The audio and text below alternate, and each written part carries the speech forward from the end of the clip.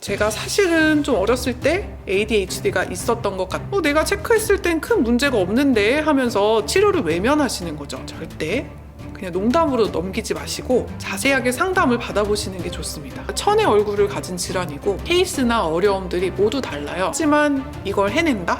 저는 이런 거를 해오시는 분들은 대부분 좋아지십니다.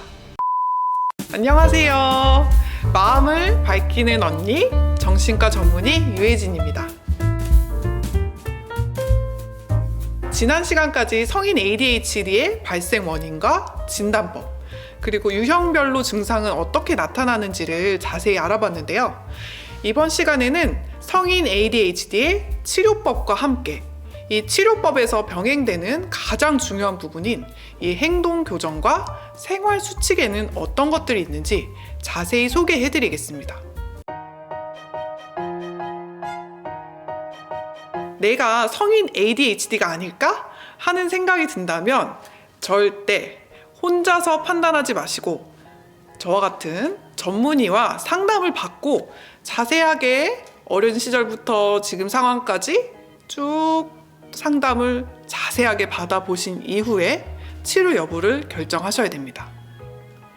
제가 지난 시간 마지막에 성인 ADHD 자가보고 척도라고 하는 이 자가진단 검사를 소개해드렸는데요. 근데 사실 ADHD의 가장 중요한 진단은 이 자가보고식 검사에서 몇 점이 체크됐느냐가 아니고 숙련된 임상가와 자세한 상담을 통해서 진단을 받는 게 가장 중요하거든요. 그렇기 때문에 이 자가진단만 해보고 나는 성인 ADHD야 이렇게 진단을 하고 오시는 분도 있고 그럼 나는 아닌데 라고 생각하고 괜찮다고 생각하는 분들도 계세요. 그래서 주위에서 또 ADHD 같은데 병원 가서 치료 좀 받아라, 검사 한번 받아봐, 이런 조언을 듣는 상황에서조차 내가 체크했을 땐 큰 문제가 없는데 하면서 치료를 외면하시는 거죠. 우리가 좀 메타인지라는 거에 대해서 생각을 해봐야 되는데요. 이 메타인지가 뭐냐면 나를 생각하는 나를 한 번 더 제3자의 입장에서 사유하고 판단하는 능력이에요. 즉 자신의 사고 과정에 대해서 생각하는 거죠. 이게 우리가 공부를 하거나 문제가 생겼을 때 해결을 하거나 중요한 의사결정을 하거나 어떤 상황에 대해서 비판적인 사고를 할 때 굉장히 중요한 부분인데요. 보통 이 ADHD 환자분들 같은 경우에는 이 전두엽 기능이 약해져 있기 때문에 메타인지가 떨어질 수밖에 없어요. 그러니까 자기 객관화가 안 되는 거죠. 이 메타인지라는 게 자신의 행동을 좀 객관화시켜서 좀 제3자 입장에서 봤을 땐 어떻게 보일 것인가, 어떻게 느낄 것인가를 좀 사고할 수 있게 만들어주는 기능이거든요. 근데 이 전두엽 기능이 약해져 있는 ADHD 환자분들이 자기를 객관화하는 이 기능이 제대로 될까요? 당연히 좀 힘들겠죠. 그래서 다들 문제라고 생각하는데 나만 문제가 아니라고 생각하거나 또 ADHD가 의심되는 분들은 대부분 좀 성장기 때 굉장히 혼이 많이 나는 경우가 많아요. 그래서 좀 실제로 자신의 모습에 대해서 좀 실제보다는 조금 더 부정적으로 평가하는 경우가 많고요. 그리고 또 자신의 좀 부정적인 모습이나 좀 단점에 대해서도 뭔가 합리화하거나 좀 부정하려는 경향도 많으세요. 오히려 자책은 많이 하는데 막상 부정하는 거죠.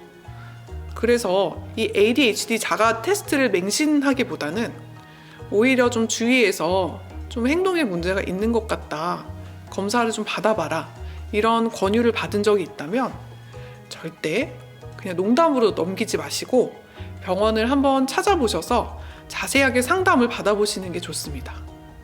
실제로 제 환자분 중에서도 ADHD로 오신 게 아니고요. 불면증, 감정 조절의 어려움, 좀 사회생활에서 분노 조절이 잘 안 돼서 찾아왔던 환자분이 계셨는데요. 이분이 처음에는 우울증 아닌가? 좀 이런 쪽으로 이제 상담하면서 치료를 했는데 계속 자세히 좀 상담도 해보고 검사도 해본 결과 좀 소화기부터 ADHD가 있었던 것 같다는 진단을 받으셨거든요. 그래서 제가 사실은 좀 어렸을 때 ADHD가 있었던 것 같다, 지금 우리 병원에 오셔서 힘들다고 얘기하셨던 불면증, 우울증, 감정 조절의 어려움, 사회성의 어려움, 이런 것들도 사실 뿌리에는 ADHD가 있었던 것 같다 이렇게 말씀드렸더니 이분이 굉장히 놀라면서 사실은 어렸을 때부터 좀 형제나 친구들로부터 너 왜 이렇게 산만해? 너 ADHD 아니야? 이런 이야기를 들었다고 하시더라고요. 근데 자기는 그 말이 그냥 나를 놀리려고 하는 줄 알았다 이렇게 생각하셨는데 그 말을 좀 흘려듣지 말고 병원에 좀 빨리 올 걸 그랬다면서 후회를 하시더라고요. 그래서 이 ADHD는 특히 소화기부터 진행되는 병이기 때문에 대부분 성인이 돼서 ADHD가 진단받는 경우에는 이미 문제가 좀 ADHD로 인한 문제가 크게 불거진 이후에 받게 되거든요. 그래서 오히려 치료 과정이 조금 더 늦어질 수가 있어요. 그래서 좀 어린 시절부터 좀 산만하다, 뭔가 사회성에 문제가 있는 것 같다, 충동 조절이 안 된다 이런 부분들이 의심이 된다면 좀 빨리 병원에 오셔서 이 뿌리부터 좀 잘 치료를 해보시는 게 굉장히 중요할 것 같아요. 네, 성인 ADHD의 치료 과정은 제가 말씀드렸던 환자분처럼 우선 병원을 찾아주셔야 되고요. 자가진단 아닙니다. 이 전문의와 충분한 검사와 상담을 받고 이 ADHD 진단을 받으시는 게 가장 중요하고요.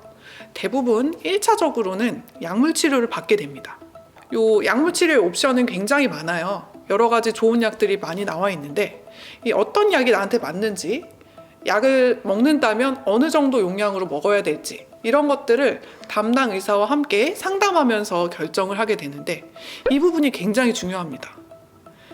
그 다른 정신과 질환도 마찬가지고요. 이 ADHD도 이 환자분들 각각의 케이스가 다 다르고 어떻게 살아오셨는지, 현재의 상황의 중증도의 차이, 또 뿌리의 원인의 차이, 개개인의 특성별로 다 ADHD의 모습이 다릅니다. 그래서 소위 천의 얼굴을 가졌다고도 하죠. 그런데 또 어떤 환자분들은 치료를 시작하기도 전에 내 친구가 이 약을 먹었는데 괜찮다더라 하면서 자기가 어떤 약을 먹을지 미리 정해 오시는 분들도 있어요.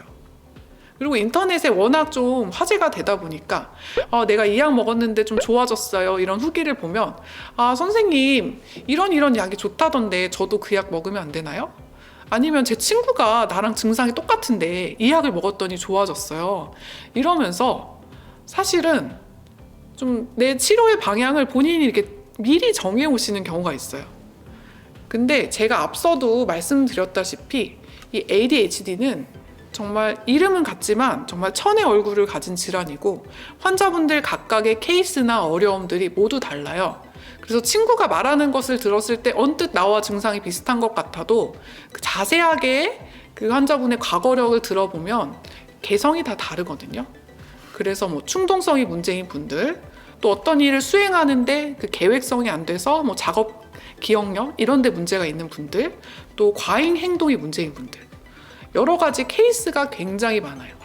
그리고 대부분 성인이 돼서 오실 때는 그냥 단순 ADHD 외에도 우울증, 불안장애, 감정 조절 어려움, 사회성의 어려움, 강박증 이런 ADHD로 인해서 파생된 다른 2차 질환까지 복합적으로 가지고 오시는 분들이 훨씬 많죠. 그렇기 때문에 그 케이스가 너무 다양합니다. 그래서 이 약물 치료를 할 때는 환자분하고 계속 상담을 해야 되고요. 이 환자분이 상담할 때 제일 중요한 거는 내가 느끼는 나의 상태와 또 약을 먹으면서 불편한 점, 내가 좋아졌다고 느끼는 점, 아직은 좀 나아지지 않고 있는 점, 이런 것들에 대해서 자기가 좀 경과를 지켜보면서 이런 것들을 의사와 함께 객관적으로 같이 평가를 해보고 그러면서 약의 종류나 적정 용량을 조절해가는 과정이 굉장히 중요해요. 또 약물 치료를 할 때 가장 중요한 포인트가 있습니다. 환자분 스스로가 매일 그날의 좀 하루의 일과 나의 치료 과정 이런 것들을 좀 적는 건데요. 자신의 상태와 감정, 오늘 하루 있었던 일 이런 것들에 대해서 적어주는 것만으로도 아까 제가 ADHD 환자분들이 자기 객관화, 메타인지, 감정 조절, 충동 조절 능력이 좀 부족하다는 말씀을 드렸는데 그런 것들을 적는 과정만으로도 그 나의 감정과 행동 같은 것들을 스스로 조절하는 그런 기능들이 향상될 수가 있습니다. 그리고 이렇게 오늘 내가 이런 일이 있었는데 내가 이런 행동을 했어. 그래서 내 기분이 어때? 이런 것들을 내가 적어보는 것들이 나의 행동을 제3자 입장에서 관찰하고 또 다음에는 어떻게 해볼지 생각을 해보기도 하고 그 감정을 좀 정리할 수도 있고요. 그렇기 때문에 일종의 행동치료적인 효과도 있습니다. 그래서 일기를 쓰는 게 뭐 이거는 꼭 ADHD뿐만 아니라 모든 그 나의 감정과 행동 이런 것들을 치료하는 과정에서 굉장히 좀 중요한 부분이라는 거를 기억을 해주셨으면 좋겠습니다.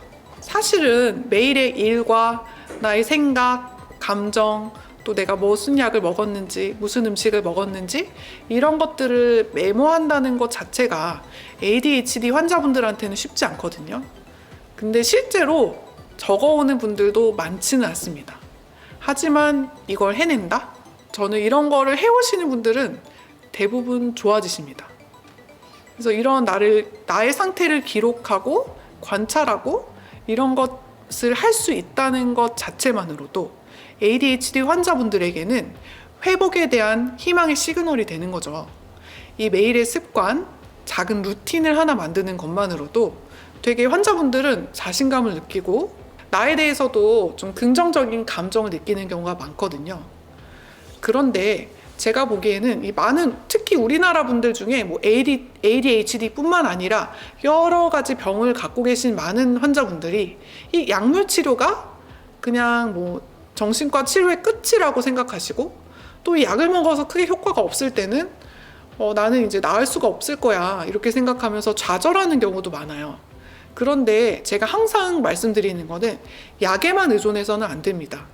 이 약물 치료와 함께 나의 행동 치료, 나의 생각에 대한 관찰, 기록 이런 것들이 병행이 돼야지 정말 최고의 효과를 볼 수가 있어요. 그리고 나중에는 정말 약을 줄이는 것도 더 빨라지고요. 그래서 이런 점이 가장 중요하다는 것을 강조를 하고 싶어요. ADHD의 약물 치료는 그 ADHD를 근본적으로 치료하는 것이 아니고 ADHD 환자분들이 갖고 계신 이 행동상의 어려움, 뭐 충동 조절, 뭐 일을 시작하기 어려운 것들, 미루는 것들을 조금 더 편안하게 바꿀 수 있는 정도의 이렇게 처음 시작하는 데 도움을 주는 거기 때문에요. 이런 약의 도움을 받으면서 좀 행동을 바꾸는 연습을 꾸준히 하는 게 가장 근본적인 접근이라고 할 수 있겠어요. 그래서 분명한 건 약물 치료와 함께 행동 치료가 꼭 병행돼야지만 나중에 약도 줄일 수 있고 정말 행동도 확실히 바뀔 수 있는 긍정적인 효과를 볼 수 있다는 점 꼭 강조하고 싶어요. 그리고 또 약물 치료와 병행되는 인지행동 치료가 있는데요. 이 인지행동 치료에서 가장 중요한 목표는 바로 도파민 리모델링입니다. ADHD는 실행 기능과 집행 능력에 장애가 있는 질환이기 때문에 그 인지행동 치료의 포인트는 크게 3가지가 있어요. 첫 번째, 나만의 루틴 만들기. 두 번째, 타이머를 활용하기. 세 번째, 캘린더와 알람 활용. 이런 크게 한 3가지가 있는데요. ADHD 환자분들은 의외로 되게 덜렁거릴 것 같지만 게으른 완벽주의자인 분들이 많거든요. 그래서 목표를 잡을 때 내가 진짜 하고 싶은 그런 이상적인 목표를 잡기보다는 내가 할 수 있는 정말 최소한의 것, 현실적이고 구체적인 목표를 설정하는 것부터 시작하는 게 가장 중요합니다. 그래서 뭐 회사를 다니시는 분이라면 내가 정말 오늘부터는 일을 정말 잘하고 뭐 고객 상담을 잘하는 직원이 되겠어가 아니고 오늘은 지각하지 않고 출근하기, 동료 직원들하고 말다툼하지 않기, 상사한테 뭐 쿠사리 안 당하기 이런 식으로 약간 목표를 조금 더 최소한의 것으로 낮춰서 이것부터 달성하는 연습을 하셔야 되고, 학생 같은 경우에는 내가 오늘부터 이번 학점은 A+를 받겠어 이런 높은 목표보다는 이번 학기는 지각하지 않고 학교에 제 시간에 가기, 뭐 과제를 낼 게 있다면 절대 데드라인을 넘기지 않기, 이렇게 가장 정말 필수적이고 기초적인 것부터 목표를 설정해서 이것부터 제대로 하는 연습을 하는 게 가장 중요합니다. 뭐 ADHD 환자분들 같은 경우에는 뭐 맨날 상습적으로 지각하시는 분들은 예를 들면 제 시간에 일어나도 뭐 옷 고르느라고 막 한 세월 가고 뭐 화장하느라 한 세월 가거든요. 그래서 그런 분들은 뭐 예를 들면 뭐 자기 전에 미리 다음날 뭐 큰 문제가 없다면 뭐 출근할 때 입을 옷을 미리 그냥 침대 옆에 놓고 잔다든지 뭐 그냥 구겨져도 상관없는 옷이라면 그냥 입고 잔다든지, 그리고 일어나서 바로 나가는 거죠. 이런 식으로 아침에 내가 해야 할 일들을 최대한 전날 밤에 미리 간소화해서 해놓는 게 좋고요. 그리고 아침에 일어나서 할 일 딱 3가지만 딱 적어놓고 눈을 뜨면 바로 볼 수 있는 곳에 붙여두세요. 그래서 예를 들면 일어난다, 물 마시고 세수하기, 그러고 스마트폰, 신용카드 챙기기, 가방 챙겨서 바로 가기, 뭐 이런 식으로 가장 기초적인 것들만 그대로 그냥 직관적으로 따라할 수 있는 것만 적어놓고 실천하는 것도 굉장히 좋습니다. 그리고 이런 작업을 매일 반복을 합니다. 습관을 시키는 거죠. 그래서 예를 들면 제 환자분 중에 운동을 해서 20kg를 빼신 분이 있는데요. 이분이 첫 한 달은 그냥 헬스장 가는 것만 연습하셨다 그래요. 그래서 헬스장 가서 운동을 많이 안 하시고 그냥 한 바퀴 돌고 뭐 기구 한 개 정도 하고 오시는 거죠. 근데 일단은 헬스장 가는 걸 먼저 습관을 들여놓으니까 이제 헬스장이 편해지면서 그 다음에는 이제 가는 게 편안해지니까 가서 이제 운동하는 게 좀 편안해지는 거고, 그게 조금 더 습관이 되면 그 다음부터 식이 조절을 하는 거고, 이런 식으로 되게 할 수 있는 거를 내가 20kg 빼기 이런 식으로 목표를 잡으면 못 하거든요. 그래서 처음에는 그냥 헬스장 매일 가기, 이 정도 아주 기준을 낮춰서 아주 사소한 것부터 습관화를 시키는 거죠. 그리고 제 환자분 중에 또 한 분은 전자레인지 사용할 때 빠르게 주변 정리하기, 이런 목표를 세워서 매일 반복하셨는데요. 왜냐하면 전자레인지는 뭐 1분 30초, 2분 이렇게 시간 제한이 있잖아요. 그래서 이 전자레인지가 끝날 때 청소 시간까지 딱 끝나야 되니까 오히려 다급해져서 그 안에 내가 해야 될 청소를 빨리 할 수 있다고 하더라고요. 그래서 이렇게 좀 시간 제한을 딱 두는 것이 동기부여도 되고 지치지 않기 때문에 또 재미있게 할 수 있게 되고요. 그래서 제가 말씀드린 이런 환자분들처럼 각자 할 수 있는 가장 최소한의 일의 단계만 정해서 이것만이라도 반복적으로 계속하는 습관, 이 루틴을 몸에 익히는 게 행동치료에서는 가장 중요합니다. 그냥 어떤 생각 안 하고 바로 몸이 반응할 수 있도록 그런 것들을 반복하는 거죠. 그리고 하루에 1시간이라도 스마트폰과 멀어지는 습관을 들여보세요. 이 애플을 만든 스티브 잡스는 자신의 아이들은 청소년기 후반이 될 때까지 절대 스마트 기기를 사용 못하게 하겠다고 하죠. 왜 그랬을까요? 이분도 되게 똑똑한 분이어서 아마도 이 스마트 기기가 우리 아이들의 뇌에는 좋지 못한 영향을 준다는 걸 알고 있었기 때문 아니었을까요? 이 스마트폰 대신에 하루에 단 1장이라도 책을 읽는 습관을 들이는 것도 ADHD 행동 치료에 큰 도움이 됩니다. 특히 이 성인 ADHD 환자분들은 이 과몰입 증후군이라고 해서 특히 자기 전에 뇌 자극을 하는 걸 굉장히 좋아하세요. 그래서 그럴 때 뭐 유튜브를 보거나 뭐 인스타 동영상을 미친 듯이 넘긴다든지 이런 식으로 뇌에 도파민 자극을 주는 행동을 많이 하거든요. 근데 이게 사실은 자기 전에 뇌를 많이 자극하기 때문에 숙면을 해서 그 전날 있었던 스트레스를 줄이는 거에도 방해를 하고, 일단은 우리 몸으로 치면 매일같이 뭐 햄버거, 피자 이런 인스턴트 푸드를 먹는 행동과 같은 거거든요. 자기 전에 스마트 기기나 뭐 넷플릭스 같은 이런 자극적인 매체를 접하는 시간을 좀 줄이는 게 굉장히 생각보다 크게 도움이 됩니다.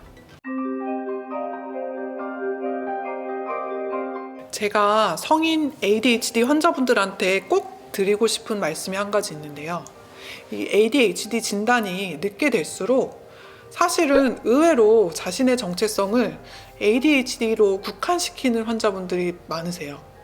왜냐하면 초반에는 오히려 ADHD 진단을 받으면 기뻐하시거든요. 이게 약 먹으면 좋아질 거야, 나는 이제 나아질 거야 이렇게 생각하면서 되게 기뻐하시는데, 이게 지속이 되고 시간이 지나는데 약만으로는 안 되거든요. 그렇기 때문에 이게 좀 안 되는 거에 대한 좌절감도 크시고, 또 그냥 내가 ADHD야 이런 틀 안에 갇혀서 나에 대한 편견, 나는 이건 못해, 난 안 되는 사람이지, 이런 식의 나에 대한 한계, 편견, 고정관념을 오히려 만들어내고 자신의 행동을 합리화하고 거기 안에 머물러 있고자 하는 그러한 모습들이 많이 관찰이 됩니다. 그래서 이런 걸 볼 때마다 정말 속상하고 안타까운 지점이 아닐 수가 없는데요. 이 ADHD가 내 정체성이 돼서는 안 돼요. 이게 나를 삼키도록 만들지 않으셨으면 좋겠고요. 나는 못하는 사람이야, 나는 못난 사람이야, 이런 식으로 나를 한정 짓고 비하하지 마시고 오히려 나의 아주 작은 강점이라도 발견하는 게 굉장히 필요하다고 봅니다. 왜냐하면 특히 이 ADHD 환자분들 같은 경우에는 어렸을 때부터 좀 혼나고 좀 이렇게 구박받고 이런 경험이 많으니까 스스로도 나를 구박하고 뭔가 제한하고 이런 행동을 스스로한테 하는 경우가 많거든요. 근데 사실 누구나 완벽한 사람은 없죠. 결함이 있고 결핍이 있습니다. 나만이 가진 강점, 이 개성을 찾아내서 나를 이상한 사람, 특이한 사람이 아닌 특별한 사람으로 만드는 과정이 이 ADHD의 치료 과정에서 가장 중요한 부분이라고 생각합니다. 그래서 나를 자꾸 ADHD에 한정 짓지 마시고 약에만 의존하지 마시고 여러 가지 내가 할 수 있는 것들을 조금씩이라도 실천하려는 마음만 가지고 치료에 임한다면 분명히 굉장히 좋은 결과가 있을 거예요. 오늘은 성인 ADHD 치료 과정에 대해서 자세히 알아봤는데요. 이 방송에 나간 방송 내용 외에도 여러분들 궁금증이나 의견 있으시면 댓글로 달아주세요. 제가 읽어보고 자세하게 답변 남겨드릴게요. 지금까지 마음을 밝히는 언니 정신과 전문의 유혜진이었습니다. 댓글과 구독, 알림 설정 부탁드립니다. 감사합니다.